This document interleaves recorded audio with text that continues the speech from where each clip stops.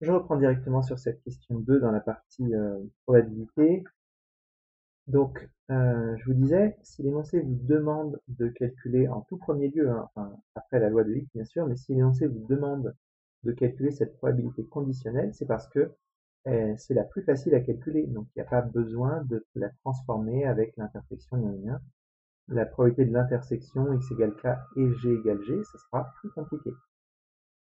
Donc, et comment se passe le calcul d'une probabilité conditionnelle facile? Eh ben, c'est sous l'hypothèse que x égale k, que donne ma variable g? Et ma variable g, bah, c'est le résultat d'un lancé de d à k face, moins 1. Donc, j'ai mon d à k face, donc le d, il va donner un résultat qui est uniformément réparti entre 1 et k, et donc g, le gain c'est 1 de moins, donc ça va être uniformément réparti entre 0 et k-1. Voilà. Alors j'ai tellement rarement, pour pas dire jamais, rencontré le mot loi uniforme. Quand x égale k, g suit une loi uniforme. Voilà. C'est ça la loi uniforme, hein, c'est je fais 1, 2, 3 ou 4. Hein. Du coup, pour le gain, je gagne 0, 1, 2 ou 3 avec probabilité 1 quart chacun. Et donc la probabilité que g fasse une certaine valeur, toujours sachant x égale k, hein, je suis dans mon hypothèse, et ben c'est tout simplement 1 sur k. Attention, c'est 1 sur k pour les valeurs prises entre 0 et n-1 au k-1. Et bien sûr, j'ai aucune chance de faire le reste.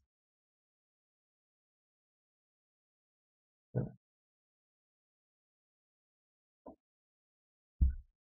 voilà, donc c'est exactement comme ça que ça se fait. Enfin, moyennant, là c'est une notation un peu abusive de dire le d suit une loi uniforme. Faudrait, si vous voulez vraiment faire une ligne comme ça, il faudrait dire la variable qui donne le résultat du d suit une loi uniforme entre 1 et k.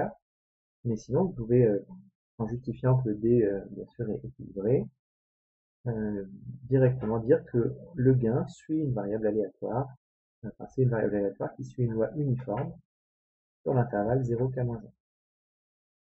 Bien sûr, faites très attention, la probabilité 1 sur k de tomber sur une certaine valeur dépend de si je regarde une valeur possible avec mon d à k face ou pas. Donc ça, c'est dans ce sens-là que c'est facile. Hein. C'est si x égale k, donc sous l'hypothèse que x égale k, mon gain, il est bien connu et il suit une loi facile. Et après, bien sûr que pour déterminer la probabilité de g égale g, on va utiliser une formule de probabilité totale comme d'habitude. Après la question 3, on est sur des probas totales.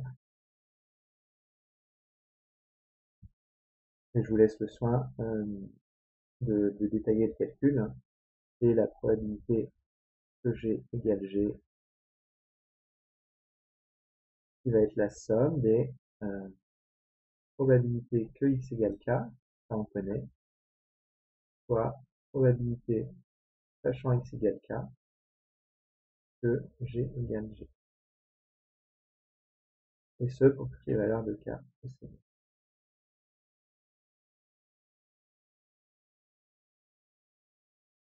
Donc, 1 à n, le numéro des boules.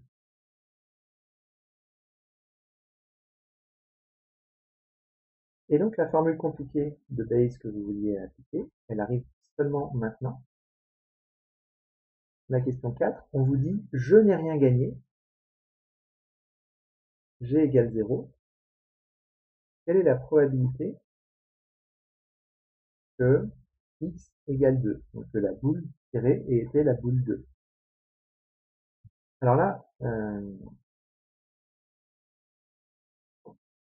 qu'on est en train de calculer, c'est la probabilité sachant g égale 0 de x égale 2.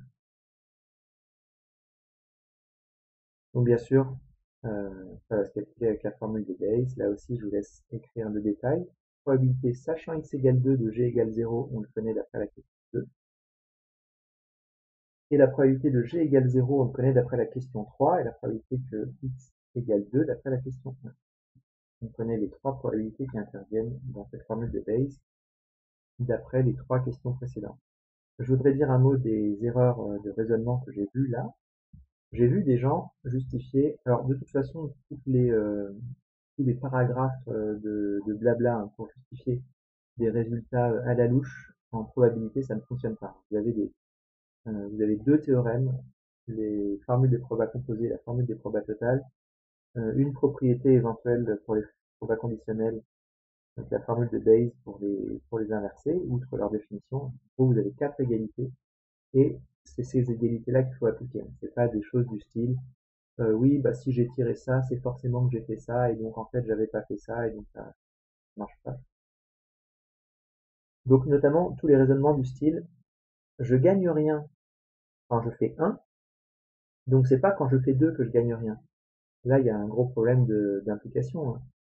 Euh, vous êtes en train de me dire quand x égale 1, g égale 0, donc g égale 0 n'implique pas x égale 2. C'est ça que vous êtes en train de me dire. Et ça c'est faux. Hein. Ce serait vrai si j'avais gain nul seulement quand x égale 1. Mais là, bien sûr, ça c'est faux. Bien sûr que je peux gagner rien en ayant fait x égale 2. X égale 2, je lance un dé à deux faces, ou une pièce si vous voulez, et je gagne rien quand je tombe sur 1. Donc quand je lance x égale 2, le résultat du dé peut être 1 ou 2, ça peut me faire soit 0, soit 0, soit 1 en gain. Donc il y a encore possibilité d'avoir un gain nul. Euh, les gens qui disent pareil, hein, ah bah, quand x égale 2, en fait, j'ai soit 0, soit 1 comme possibilité de gain. Donc si j'ai 0, bah, c'est qu'une fois sur 2, et du coup vous me dites ça fait 1 demi. Non, vous calculez pas le bon truc. Ce que vous calculez, c'est la probabilité sachant x égale 2 de g égale 0. Ah d'accord, ça fait 1 demi. Pourquoi? Parce que quand x égale 2, j'ai une chance sur 2 de gagner 0, une chance sur 2 de gagner 1. Mais par contre, dans l'autre sens, c'est pas vrai. Alors, la seule différence entre les maths et le paragraphe de blabla, c'est que dans le paragraphe de blabla, on se mélange les pinceaux, alors qu'en maths, c'est très clair de voir pourquoi ça, c'est pas la même chose. Donc, évitez le blabla. Sinon, quand je fais 2, j'ai une chance sur 2 de faire 0, et quand j'ai fait 0, ben, c'est que si j'avais fait 2, j'aurais eu une chance sur 2 de le faire, donc j'ai une chance sur 2, ben, ça va très vite d'entourlouper et de faire passer le 1,5 comme bien justifié, alors qu'en fait, pas du tout. Donc voilà, vraiment faites attention à faire des maths, appliquer des formules, citez-les d'ailleurs, les formules de probabilité totale, citez-les quand vous les appliquez, et il y aura beaucoup moins de problèmes. Donc pour finir, l'espérance et la variance de G, des formules à appliquer, donc l'espérance de G, c'est la somme des différentes valeurs possibles de G, pardon, donc la somme des différentes valeurs possibles fois la probabilité que ça se produise. Ça va de 0 à n-1. Et ça, vous l'avez d'après la question 3. Même si vous avez raté les questions précédentes, je vous invite à reprendre la formule de la question 3 pour aboutir. Donc ça fait 2 fois n-g divisé par n plus 1. On peut sortir tout ce qui ne dépend pas de g et on se ramène à un calcul de somme. On coupe en deux sommes. Une somme de g, une somme de g carré. Vous êtes au courant de ce que ça fait. Attention aux sommes de 0 à n-1. Donc les formules que vous connaissez parfois trop par cœur pour la somme qui va de 0 à n et de 1 à n, il faut l'adapter, on va jusqu'à n-1. Donc par exemple, la somme des g de 0 à n-1, c'est n-1 fois n sur 2.